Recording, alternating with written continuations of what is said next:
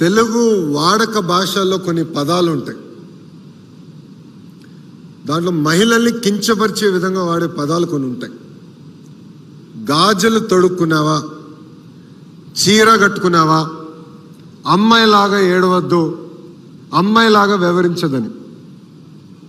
దీనికి full stop పెట్టాల్సిన బాధ్యత ఇక్కడున్న యువకులందరిపైన ఉంది, మీ పైన ఉంది. ఇంట్లో ఎవరిని అది వాడితే మీరు వాడద్దు, మా మంత్రి గారు చెప్పారు అని చెప్పాల్సిన బాధ్యత మీ పైన ఉంది.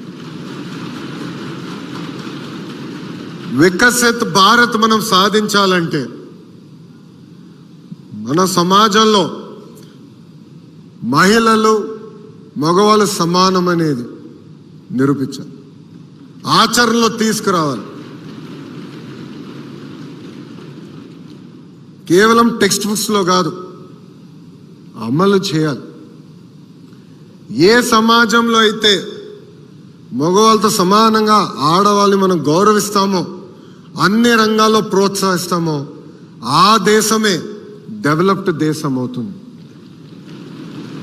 అందుకే ఇక్కడున్న అబ్బాయిలందరూ చెప్తున్నా, అమ్మాయిల్ని కించపరిచే విధంగా మీరు ఎవరన్నా మాట్లాడితే నేనే వస్తా, 2 గట్టి కొడతా.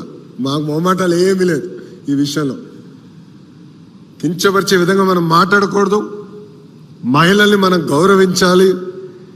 ఇది మనందరం ఒక బాధ్యతగా తీసుకోవాలని ఇక్కడ ఉన్న మిమ్మల్ని అందరినీ నేను కోరుతున్నాను.